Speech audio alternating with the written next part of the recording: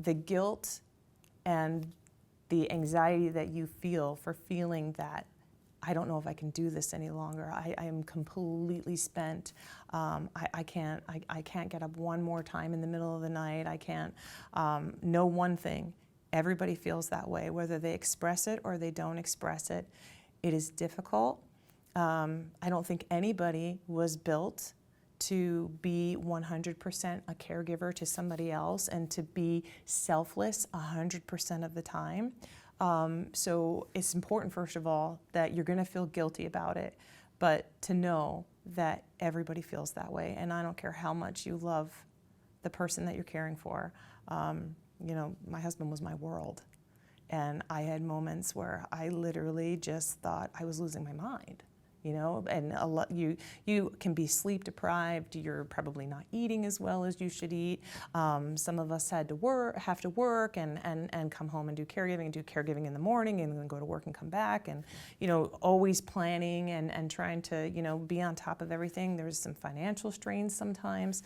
There's a lot of factors that go into that. It's not just a matter of you're frustrated with the physical care or the physical component. And I think anybody going through those circumstances, whether it just be the financial component or they're going to have moments where they feel like they're reaching the breaking point and they can't take anymore. What creates the guilt is that you are dealing with someone that you love, that you would take that on for yourself to not see that person go through it. You would rather experience that for yourself than to see someone else going through that. But that doesn't mean that you're not going through it too. And as a caregiver, I think we tend to say, well, we don't want to worry about ourselves right now. This is where our concern is. We need to take care of those the people that need it the most, which is generally the patient. As a mom and as a wife, I can't imagine, you know, a woman, you know, that would want to do anything but take care of that person. But it's important to know that you're going to reach that. And I know a lot of people have, you know, gone to their doctors and talked to them about going on anti-anxiety medication. And I personally didn't do it. But I know a lot of people that did, and they said it was the world of difference. I know some people asked for help with taking something to help him sleep, taking a light, you know, medication to help him sleep.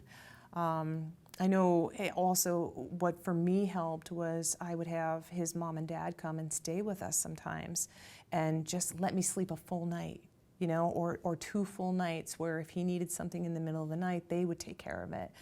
Because the sleep deprivation can be difficult, you know, especially if it's a person that needs help going to the bathroom in the middle of the night and can't ambulate to do that themselves. Talking for me was huge. Just being able to have just 1 or 2 people that didn't judge me. So maybe, you know, for me, I had one person that didn't have an experience with ALS at all and was just a good supportive ear.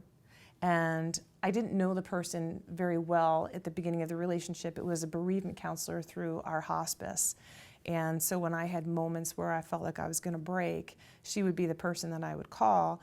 And I think it was important that she was there during that time because she was very non-judgmental. It wasn't like trying to talk to a family member where they have their own relationship with the patient, and maybe you feel like they're judging you for, you know, you feel like you're complaining and that they're judging you for complaining. So I think it's important to find outlets.